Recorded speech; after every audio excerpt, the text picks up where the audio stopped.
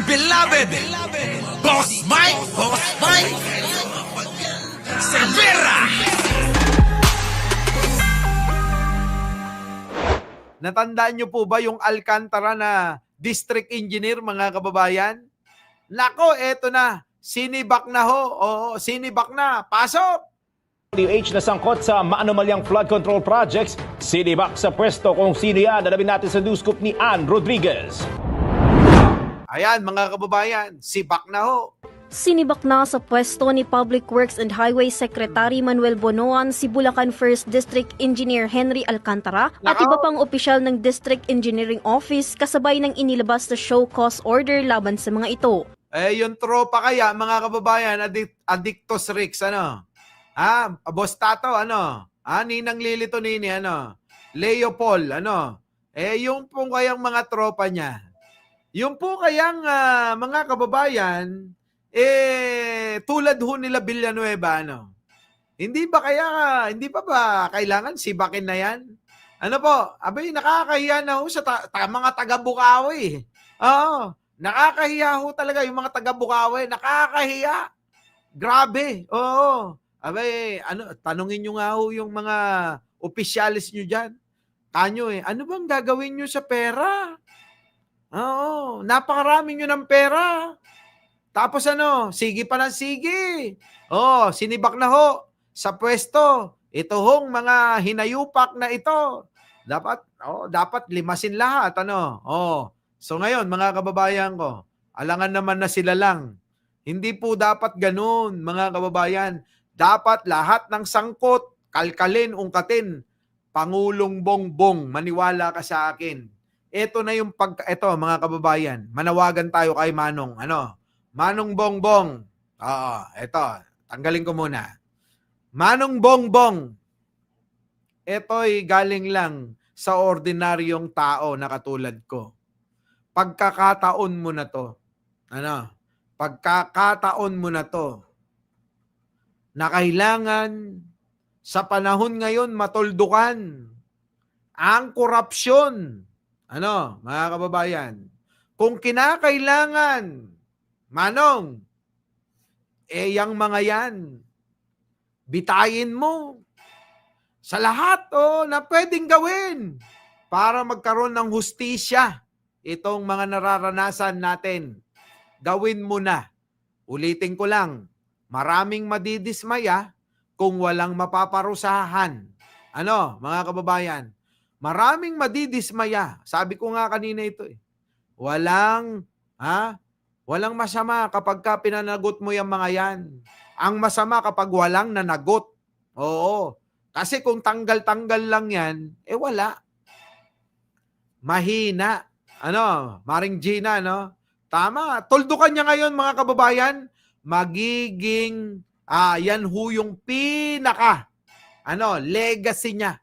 Yan po, dyan po ako mas interesado. Magiging legasiya ho ni Pangulong Bongbong Marcos kapag etong mga gawain na ito ay kanyang matuldukan ngayon. Grabe, mga kababayan. May maipakulong. Oo, tapos bitayin agad. Grabe.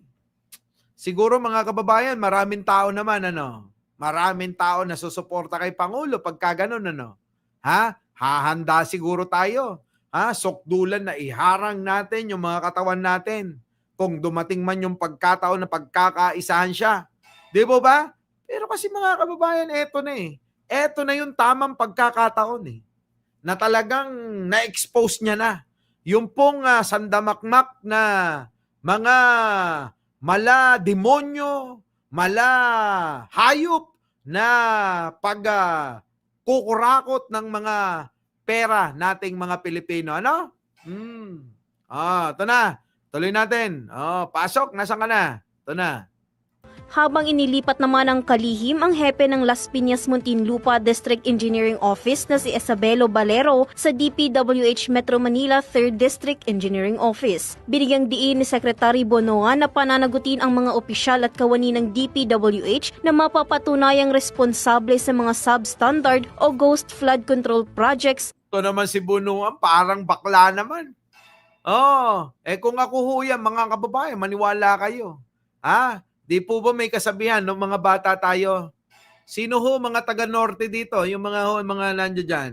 Alam nyo po ba yung salitang kumaw? Sino ho nakakaalam ho nung salitang kumaw na gamit-gamit ho ng ating mga magulang noon? Sabi po nila mga kababayan huwag kang lumabas, may kumaw. May kukuha sa'yo. Huwag kang lumapit dyan sa nag-a-ice cream. Kumaw yan. Kumaw. Naalala ko lang mga kababayan ang kwento ho ng mga matatanda noon, kinukuha daw ho ng kumaw yung pong mga bata at pinapadugo po sa mga ginagawang mga tulay. Natandaan niyo po ba yan mga kababayan? Kung noon po ginagawang propaganda laban kay Pangulong Ferdinand Marcos Sr. yan, ayan kita nyo, pampatibay daw sa mga tulay. Hindi ho. Propaganda ho yun. Mga kababayan. Ngayon, sige, ipagpalagay na natin totoo. Siguro nararapat ito hong mga mapapatunayan na mga nagnanakaw, nakipagsabwatan itong mga sindikatong ito na kumukubra ng kaban-kaban. Kaban-kaban na pera. Sako-sako, ibig ko sabihin. Sako-sakong mga pera. Sandamukan ng mga pera. Itong mga politiko, itong mga kawani ng DPWH, at iba pa. Dapat ho yan siguro, dapat yung mga dugo niyan, ipadugo natin sa mga ginagawang flood control na yan. Ano pa? Nako, ewan ko na. Ewan ko. Ewan ko na. Di po ba mga kababayan? Para tumibay yung mga bulok na mga flood control na pinagagawa nila. Paduguin natin sila, mga kababayan, sa mga nagigiray na mga tulay, na mga flood control, na mga kalsada. Lahat po, mga kababayan. Diyan natin gamitin yung mga kinang-inang pampatibay daw. Maging kumaw muna tayo. Naalala ko talaga yun. Grabe, no? Nung araw, mga kababayan, nadali ko dyan Nadali ko, mga kababayan.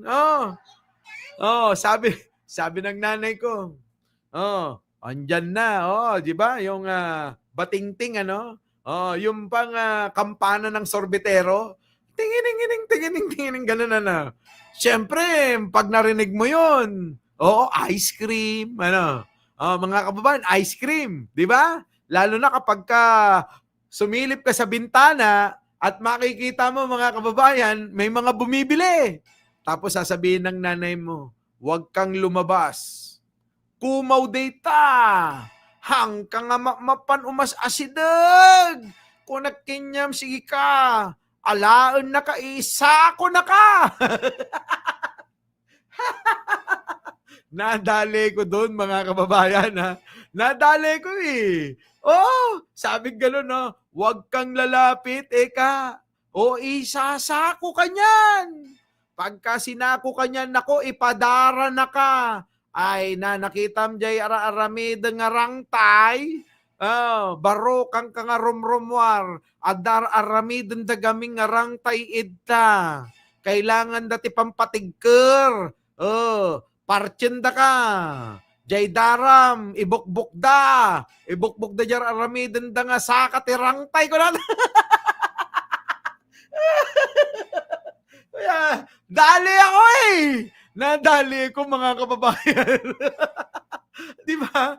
Nadali ko. Sa totoo lang. Grabe ito mga nanay natin. Para-paraan din, Para-paraan no? Grabe. Lalo sa lugar natin, Jojo Chavez, yung ginagawa yung tulay na nagdudugtong dyan. Saan? Sa Carmen at saka Villasis, At saka yung tulay. Ito yung ginagawa nung panahon ni Pangulong Ferdinand Marcos Sr. Yung pong ginagawa yung tulay naman doon sa Alcala at Bautista. Ang haba niyan magkabilang diki yan, mga kababayan. Yan, mga Tindi, no? Tindi, no? Ang mga unang scammer, yung mga nanay natin siyempre ayaw mabawasan yung budget. So eto na. Sa mga hindi ho nakaintindi, yung mga baka pwede nyo i-translate na lang, Translate nyo na nga lang. Eto na. At tiniyak nakakasuhan sila. Nako. Para sa Newscoop, Nako, kaso-kaso na yan. Luma na yan. Kaso tapos makakalabas din. Di po ba? Pagod na kami sa ganyan. Gusto namin aksyon. Kung kailangan nyo ng firing squad, papalakpak kami, nandito kami, Pupunta kami nila JJ Sales, nila Adictos Rex, nila Judy, Mga batang 70s nakaka-relate. Di ba? Kalokohan pala yun. Kalokohan yun. Scam yun. Alam nyo mga kababayan ko, etong mga kaso-kaso na to, Diyos ko po, biruin nyo yung mga pera nating mga ninakaw nila, yung po yung gagamitin nilang pambayad ng abogado para ilaban sa gobyerno. Saan kayo nakakita ng ganun? Marami naman akong nanakaw eh. Di magkasuhan tayo. Di ba? Pag nagkasuhan tayo, pera nyo rin naman yung gagastusin ko. Biruin nyo. Sabi ko nga mga kababayan daig pa natin na ninakawan ng 10 beses na doble. Sasama kayo, Manonood tayo kapag ipa-firing squad tong mga to, mga kababayan, kung ako presidente, abay gagawa ko ng kaparaanan agad. Kung maaari, maglabas ng Executive Order number 69. Ano yun, Boss Mike? Executive Order number 69. Nagpapatupad sa mga agarang pag-iimbestiga at pag napatunayan na etong mga ito ay nagkasala, i-firing squad sa Luneta. Sakto, mga kababayan, kakabuo lang ng Luneta, di ba? Tapos isunod ko si Buday. Impeachment agad yan, Kung ayaw nyo ng impeachment, kasuhan. Kapag ka lumabas sa kaso, napatunayan na magnanakaw ito, abay yari, mga kababayan. Firing squad agad yan. Di ba? Ganun kasi, putik na yan. Hindi talaga matatakot yung mga tao Ganun dapat mga kababayan Patay kung patay Hindi ho tulad ng ginawa ni Digong, puro yung mga pinatay, yung mga maliliit na tao. Mga kababayan at mga kalaban sa politika. Yun lang ho yung pinagpapatay niya di sana yung mga pinagpapatay mo, Digong, yung mga ganyan tao. Hindi, nilukluk mo pa Di ba? Yung mga ganong tao, ginawa pang kaalyado Nilukluk pa niya, mga kababayan ko Di ba? Yung isa nga naging DPWH secretary pa. Alang niya, mga kababayan ko. Our beloved Boss Mike Cervera.